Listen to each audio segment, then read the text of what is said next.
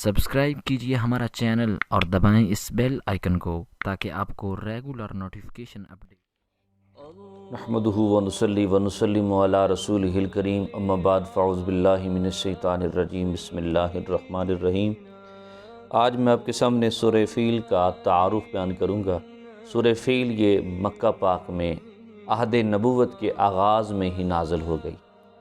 इसको फ़ील इसलिए कहते हैं, फ़ील का माना होता है हाथी। इसमें चूँकि हाथी वालों का वाक़या बयान किया गया है, इसी मुनासबत से इसे सूरह फ़ील कहा जाता है। वाक़या कुछ इस तरह है कि ईसाई मज़हब से ताल्लुक़ रखने वाला यमन का फरमारवा अबरहा, जो ईसाईयत की तबलीग के लिए उसने तहरीकें चलाई हुई थी और यमन के अंदर जगह जगह पे उसने गिरजे बनवाए हुए थे। एक गिरजा उसने बहुत बड़ा अज़ीमुश्शान बनवाया जो यमन के दारुस सल्तनत के अंदर सना के अंदर उसने बनवाया।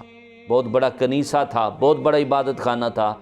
उसने ये इबादत खाना बनाने के बाद ये ऐलान किया अरब के इलाकों में कि लोगों आओ, मैंने तुम्हारे लिए काबा बनाया है, तुम स्याही माइल पत्थरों से बने हुए काबे की बजाय इसके इर्द गिर्द आके तवाफ़ किया करो और इसके अंदर आके इबादत किया करो। ये उसने ऐलान करवाया। अब चूँकि अरब के अंदर लोगों के अंदर एक कल्बी और फितरी मोहब्बत खाना काबा की थी, लोगों ने उसकी दावत पर कोई तवज्जो न की और उसकी कोशिश कारगर साबित न हुई। लोगों ने उसके प्रोपेगेंडे की तरफ कोई तवज्जो न दी और उसी तरह बेअब हो गया, रेगिस्तानों को अबूर करके मक्का में ही हाज़िर होते रहे और वहाँ पे जाके ही तवाफ़ करते रहे।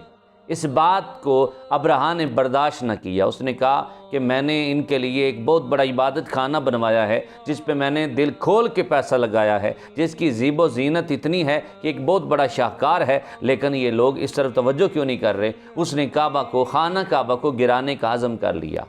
अब जलती पे तेल का काम इस बात ने किया कि बनी कनाना के एक शख्स ने उसके इबादत खाने में जाके पेशाब कर दिया, पखाना कर दिया। इस बात पर वो और भी मुश्ताल हो गया और उसने पुख्ता इरादा करके लश्कर जरार तैयार करना शुरू कर दिया। एक बहुत बड़ा लश्कर उसने तैयार किया और उसने ऐलान कर दिया कि मैं अब खाना काबा को गिरा के छोड़ूंगा। ये बात आग की तरह पूरे अरब में फैल गई और कुछ कबीले तो उसके मुकाबले में खड़े हो गए कि हम खाना काबा को नहीं गिराने देंगे। इवन के बड़ी जंग हुई, लेकिन अबरहा गालिब रहा। जब मक्का के करीब अबरहा और उसका लश्कर जरार पहुंचा और वहाँ पे आके उन्होंने पड़ाव किया, तो पड़ाव करने के बाद उन्होंने लश्करियों ने क्या किया कि वहाँ के करीब जितने भी लोगों के भेड़ बकरियाँ और ऊँट थे उन्होंने वो ज़ब्त कर लिए और उन पर कब्ज़ा कर लिया। उनमें हज़रत अब्दुल मुत्तलिब जो हुजूर के दादा जान थे, उनके भी 200 ऊँट थे। जब उन्हें बताया गया तो उन्होंने कहा मैं तो अपने ऊँट वापस लूँगा। हज़रत अब्दुल मुत्तलिब चूँकि बारोब शख्सियत थे, आप जब चले गए तो जाके अबरहा से मुलाकात की। अबरहा ने जो ही आपको देखा तो एहतरामन खड़ा हो गया और आपको देख के उस पर एक रोब तारी हुआ। तो उसने कहा कि आप किस काम के लिए मेरे पास तशरीफ़ लाए हैं, चूँकि आप अरब के सरदार हैं तो आप अपना मुद्दा बयान की। हज़रत अब्दुल मुत्तलिब ने इरशाद फरमाया कि तुमने मेरे 200 ऊँट जो है ना वो ज़ब्त कर लिए हैं, मैं अपने 200 ऊँट वापस लेने आया हूँ। उसने जब ये सुना तो वो हैरान हुआ और कहने लगा मैंने तो ये समझा था कि आप खाना काबा की बात करेंगे, लेकिन आप तो अपने ऊँट लेने के लिए आए हुए हैं। ये बात समझ में नहीं आई। तो आपने फरमाया कि ऊँटों का मैं मालिक हूँ और उसकी हिफाजत की ज़िम्मेदारी मेरी है। जिस खाना काबा को गिराने के लिए तुम आए हो वो खाना काबा खुदा का खाना काबा है, खुदा का घर है और वो अपने घर की हिफाजत करना जानता है। लिहाजा मेरे ऊँट वापस करो। आपने अपने ऊँट लिए और आप चल दिए। आपने जाके लोगों को कहा कि पहाड़ियों पे चढ़ जाएं और आपने खाना काबा के पास खड़े होकर दुआ मांगी, ऐ अल्लाह ये घर तेरा है और हर कोई अपने घर की हिफाजत करता है, तू भी अपने घर की हिफाजत फरमा। बस ये कह के आप चल दिए उधर से। अगली ही सुबह अबरहा ने अपना लश्कर लिया और खाना काबा की तरफ बढ़ा। यूं ही उसका लश्कर बढ़ा, इधर से अल्लाह पाक ने अपने छोटे छोटे परिंदों का लश्कर उनको इबरत का निशान बनाने के लिए भेज दिया।